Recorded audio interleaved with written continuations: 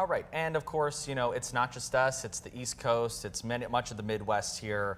I mean, this is a long time. It's been a long time since we've seen heat like this, especially this quickly into the summer season. I mean, if you think about it, a month and a half ago, we were sitting calmly in like the 50s, you know, and now we're kind of like on the opposite end of that. Yeah, we absolutely flipped a switch into summer. We had a heat dome that built over much of the eastern United States, and that's what's given us such hot temperatures for such a long time.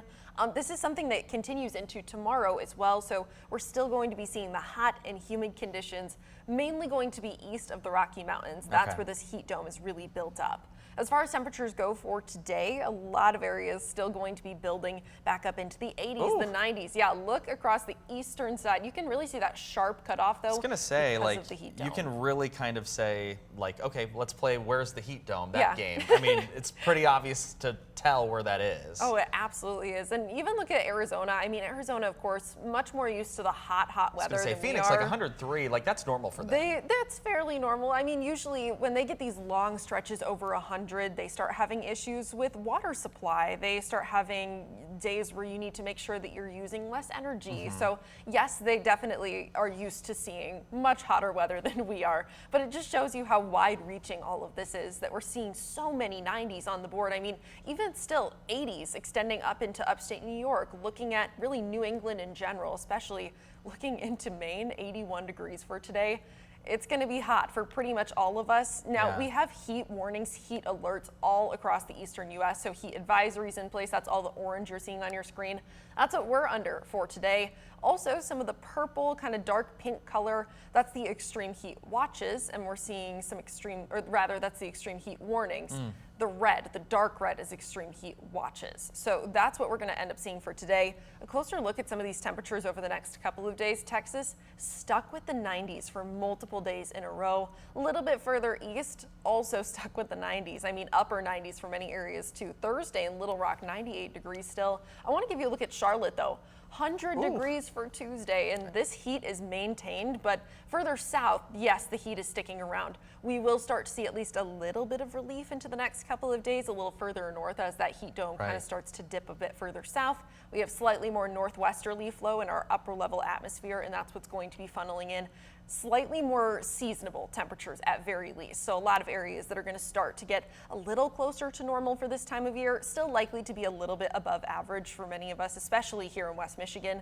But finally, some 80s back in the forecast is definitely going to be very, very much so welcome. Yeah, absolutely. And one thing that I would notice there, and actually our producer Jacob said in my ear a minute ago, we are the same temperature right now as Dallas-Fort Worth. Wow. Yeah, so 94 degrees. So, I mean, if you think about that, it's so interesting to see where that heat dome is set up. And for those at home who don't know what a heat dome is, can you explain what that is? How does one just kind of sit over us? How do we get here? So a heat dome builds when you have this really large, widespread area of high pressure in the upper levels of the atmosphere. Once that gets situated in one spot, a lot of the time what happens is that the jet stream just kind of flows around it. So it just sits in one spot, and it's very wide reaching as well. So it results in a very similar weather pattern for multiple days on end. When we're looking, especially, this happens for the eastern US often, you have this certain blocking pattern that just keeps you underneath these really hot, humid conditions, funneling really hot air into the Midwest, but